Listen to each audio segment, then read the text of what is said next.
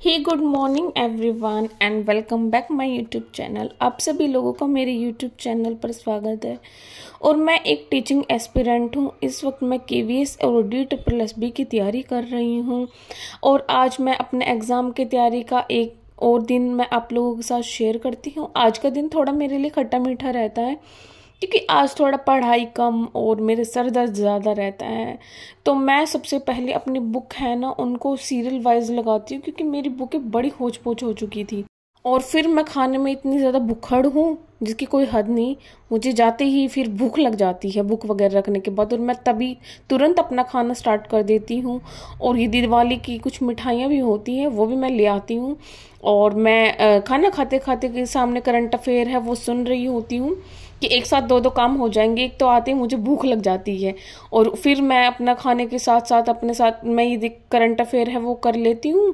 और फिर उसके बाद जब मैं खाना खा लेती हूँ फिर मैं टेस्ट है वो शुरुआत करती हूँ कि जब वो वीकली है वो पूरा लेंदी टेस्ट देती हूँ। और जो 20-20 नंबर के जो क्वेश्चन होते प्रीवियस ईयर क्वेश्चन पेपर के जो दिए होते क्वेश्चन जो वो मैं बीच बीच में जब भी मेरा होता है ना जब मेरा मन होता है या फिर जब क्लास में अटेंड कर लेती हूँ उसी टॉपिक से रिलेटेड मैं अपने टेस्ट है वो देती रहती हूँ।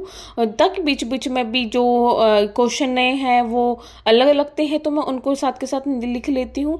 तो ये मैं अपना जो पार्ट 1 है DSSB का उसका वो जो क्वेश्चन है वो अटेम्प्ट करती हूँ। और ये 60 नंबर का होता है ये टेस्ट। और ये आपको पता है कि DSSB के अंदर नेगेटिव मार्किंग भी है और ये पार्ट 1 है ये इसका मैं कर रही हूँ। और बाकी मेरा मैंने देखा है कि मेरा और तो फिर भी ठीक है बट मैं मैथ में है वो बहुत गलती कर देती हूँ।